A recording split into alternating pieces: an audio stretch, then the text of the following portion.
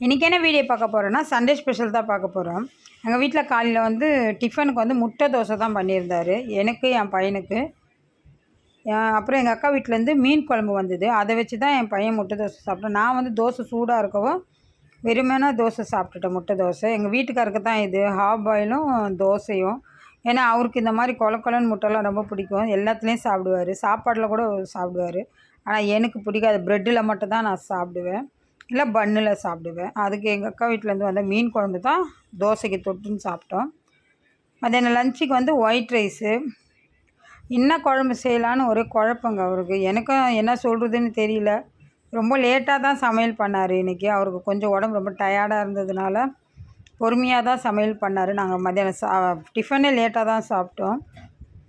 உருளைக்கிழங்கு போட்டு சிக்கன் போட்டு கொஞ்சம் கிரேவி மாதிரி குழம்பு வைக்க சொன்னேன். ஏன்னா ரசம் கொஞ்சம் இருந்தது, அக்கா வீட்டிலேருந்து வந்த ரசம். அதனால் இதை வச்சு சாப்பிட்டுக்கலான்னு பிளான் பண்ணார். நான் வந்து இந்த கிரேவிலே தான் போட்டு உருளைக்கிழங்கு போட்டு பிசைஞ்சு சாப்பிட்டுட்டேன். கொஞ்சம் சாதம், ரசம் எடுத்துக்கல. இதுதான் எங்கள் வீட்டில் இன்றைக்கி சண்டே ஸ்பெஷலு. உங்கள் வீட்டில் என்னன்னு கமெண்ட்டில் சொல்லுங்கள். பார்க்கும் போது எப்படி இருக்குது பாருங்க. வாங்க சாப்பிட்லாம்.